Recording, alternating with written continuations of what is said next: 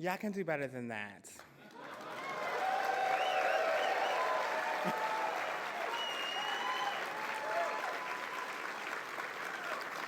I still feel you can do better than that. There you go. Good evening. My name is LaLa Zannell, and I'm the community organizer at the New York City Anti-Violence Project, or you may know us as AVP. I am honored to be here tonight to be able to share my views, my experience, and my work to end violence to LGBTQ New Yorkers and across the nation, and specifically transgender women of color with you today. I would first like to start off by thanking the Empire State Pride Agenda for inviting me to speak tonight. I'm so honored. I would also like to thank Beverly Tillery, AVP's Executive Director, for that wonderful introduction. I stand here tonight with so many emotions tonight. Due to the recent passing of two transgender women of color, Keisha Jenkins in Philadelphia and LaLa Zannell in DC metro area. So far in 2015, we have had 22 homicides of transgender and gender nonconforming people, the vast majority of whom were transgender women of color. It seems like all the visibility that trans communities have been receiving this year, that things will be changing in the right direction, right? These homicide numbers suggest otherwise, and they herald a state of emergency for transgender women of color. Trans people are becoming more visible in society, and in one sense, that visibility gives my sisters a sense of pride and belonging.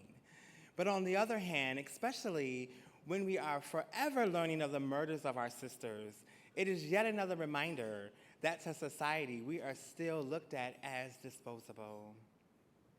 The National Coalition of Anti-Violence Programs 2014 National Hate Violence Report documented 20 anti-LGBTQ homicides in the US.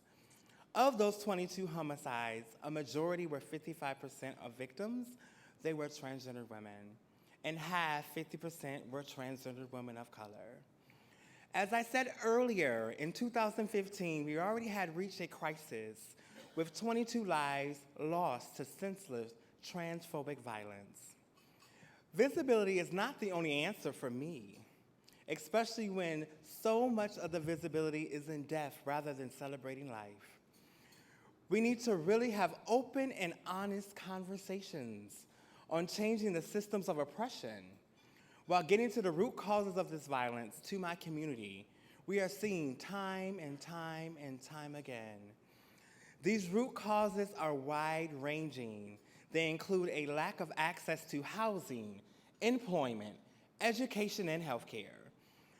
They include discrimination and abuse within immigration systems and with dealing with the police. Today, tonight, and moving forward forever on, I am calling for a statewide culture shift to address all the issues disproportionately impacting my community. I know, thank you. You can clap for that. Yes, yes.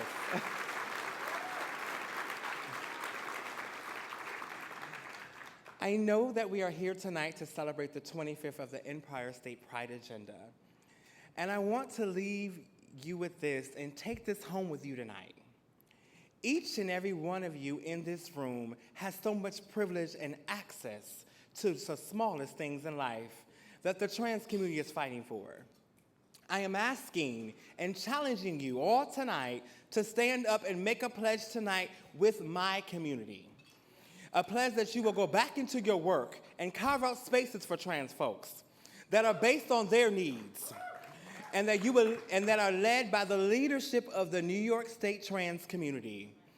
I pledge you to use your access to resources and leverage it to invest in the advancement of the trans community by building jobs and leadership positions in your work environments.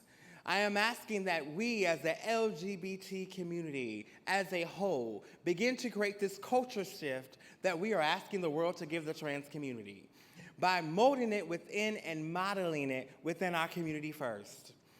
We must support the trans community to feel that the T is no longer silent and that it never should have been in the first place.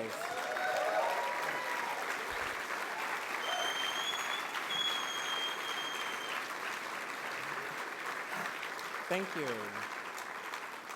Our voices need to be lifted up, and we all need to invest in the trans community.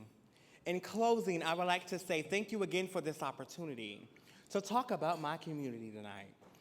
I also just shared with all of you tonight my reality, because every day I have to wake up fighting and safety planning just to move around New York City. I should never have to fight for space and opportunities in my own community. So I challenge you again tonight, when you leave here, remember all of this. And if you are in agreement to this pledge, I challenge you to clap your hands and stand on your feet tonight. Thank you.